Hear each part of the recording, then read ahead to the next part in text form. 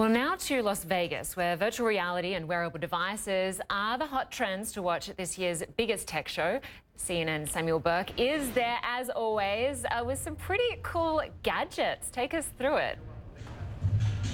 Well, I think the most rewarding thing being a technology correspondent is when you find devices, technology that actually might change people's lives profoundly. These are smart glasses for the blind, Linda. It's from a company called eSight.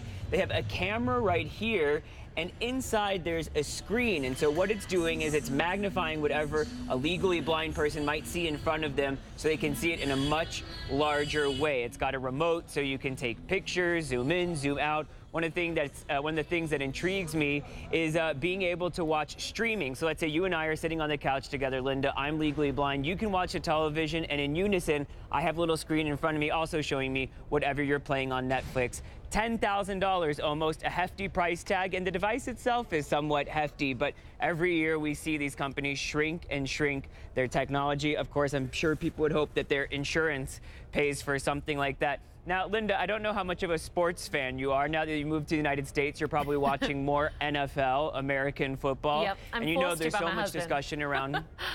There you go, doing the American way now. But you know there's so much serious discussion about the concussions. So here's a device. You don't have to be a pro athlete to use it necessarily. Maybe kids could be using this who are starting in the sports world.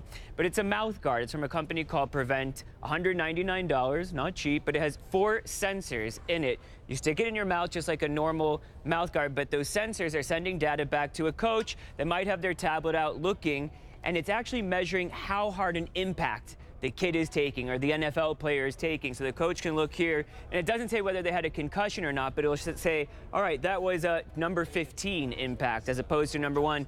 So you can say, maybe it's time I take that kid off the field. Maybe it's time to send them to the hospital to have a check for a concussion. So I think the most intriguing technology is when they look at a problem, Linda, and say, this is how we could solve it.